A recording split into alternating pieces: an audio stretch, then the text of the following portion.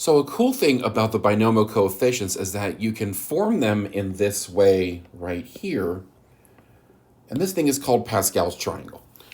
And if you compute all of them, so come over here and compute them all, you notice we get that formation. And there's some really interesting properties about these numbers that show up in all of these rows.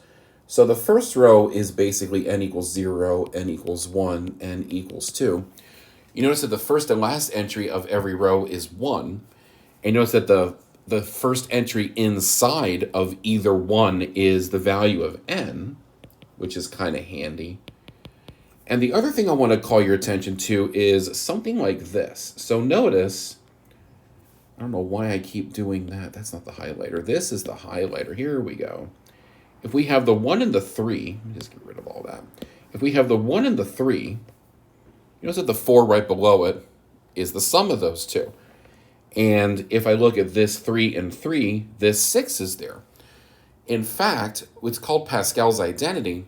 If we have positive integers n and k, where n has to be at least as large as k, if you add two consecutive binomial coefficients in any row, so let's think about this. This is saying that 3 choose 1 and 3 choose 2 is the same as 4 choose 2. Isn't that something? So how do we prove something like this? Turns out this is just brute force, okay? I'm going to compute the right-hand side since we're trying to add, and n choose k minus 1. Well, that would be n factorial over k minus 1 factorial times n minus k minus 1 factorial. That's just using the definition of binomial coefficient. Plus, n choose k is n factorial over k factorial times n minus k factorial. So I am going to simplify this term right here. So I have n factorial over k minus 1 factorial, n minus k plus 1 factorial, plus n factorial over k factorial, n minus k factorial. Now, what happens here is this, and I'm just going to kind of hand wave my way through this. This is all printed out on the note packet that goes along with this as well. I'm going to make a common denominator. Now, the thing to notice, this factorial is 1 larger than that factorial. So that means if I multiply this one by k, I'm going to get a k factorial.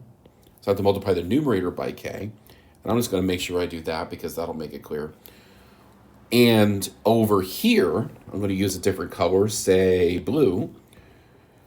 This factorial is 1 larger than this one, so that means I need to multiply this one by n minus k plus 1. It's just one more, right? N minus k plus 1. So basically what we have is k times n factorial plus n factorial times n minus k plus 1 all over. Now, what happens here? This much is k factorial, and this much is n minus k factorial. So we have k factorial times n minus k plus 1 factorial. Sorry, that's n minus k plus 1 over there.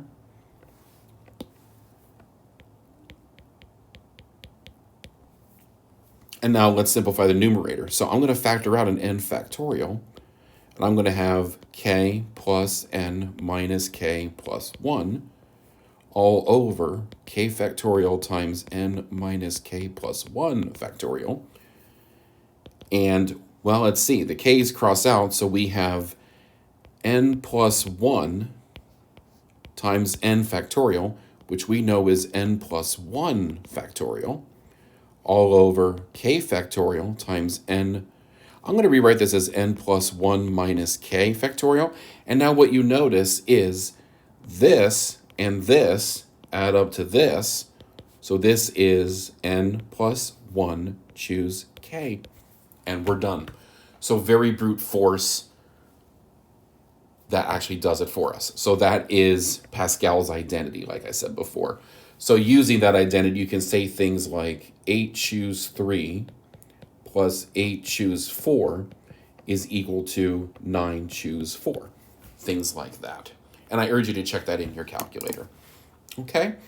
So now moving ahead to other really interesting properties, let's talk about subsets. So let's say you have a set of n elements and you want to choose k of them.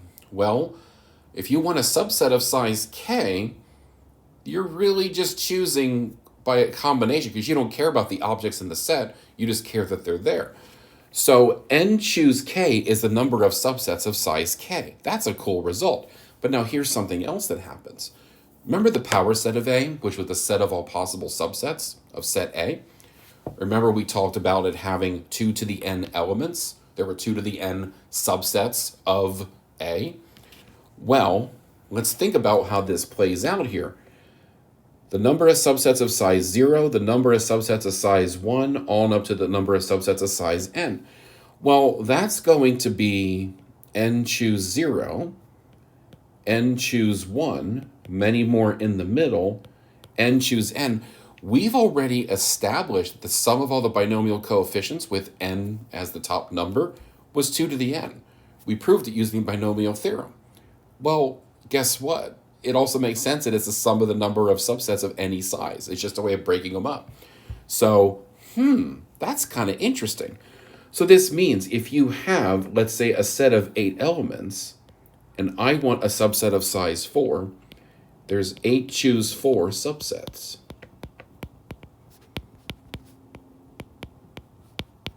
Of size 4. No more complicated than that. Finally, it also follows that for any positive integers n and k, where n again is at least k, is that I kind of call this a mirroring idea. This says that n choose n minus k is the same as n choose k. Now what that means is, for example, if I have 8 choose 5, that's the same as 8 choose 3. So I'm saying n is 8 and k is 3. Gee, I wonder why that is. So you notice here I have the algebra worked out, and it's really not that difficult to see that that is an identity. That's actually one of the nicer identities. But let's think about choosing subsets of a set of 8 elements. Well, if I want a subset of 5 elements, that means that there's 3 elements being left behind.